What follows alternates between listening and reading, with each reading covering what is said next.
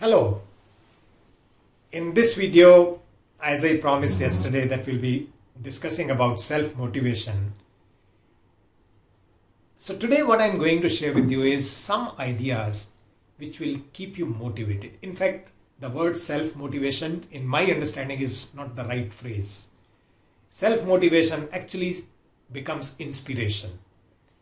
However, for the sake of understanding of the world at large, we continue to use this word self-motivation, and that's okay. So how do we continue to motivate ourselves? Simple meaning of that is, how do we continue to have that source of energy within us, flow of energy within us, so that whatever we do, wherever we do, we are able to give our full attention to that, our 100%. And one of the simple ways to understand this is, friends, the example that I have been giving many times about mobile phone.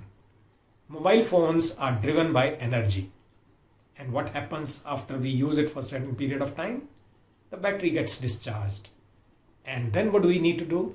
Plug in for charging. Simple, right? Same way, our energy also gets discharged in various acts that we do throughout the day, week, or so on. And we need to find our sources of energy and plug into those sources of energy, or develop those mindsets which continue to supply that energy. First one of that is love the work that you do. Why is it important to love the work that you do? Because it's coming to you. It has come to you for doing. That's why you must love.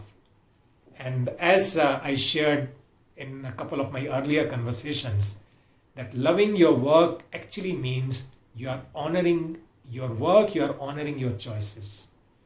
Number one, love the work that you do, and it's possible to do that. Second important thing to do is continue to learn. As you continue to upskill yourself, you will notice that your motivation, your drive, your inspiration stays at a high level. You are noticing that by continuous learning, your horizon continues to expand, your perspective continues to broaden, and that's a source of motivation. Third important thing that I always suggest is find your source of energy. Means, what is your hobby? What is your interest? Please reconnect with that. Reconnect with that. I know work pressures are high, and there's a lot of demand on work and commute, and sometimes people end up giving about 14 to 16 hours a day to the work. Agreed. In spite of that, since you're giving so much of your time to work, you need to actually, in that scenario, find space of time where you can give time to yourself. So what are your hobbies, interests? And I have examples after examples where people were actually able to do that for themselves and find that rising energy within themselves. Fourth one is contribute to society. You know, one of the best ways of finding joy is to serve others. And the easiest way to serve others is connect with some cause which is available around your space, social cause where you would like to contribute in whatever way possible.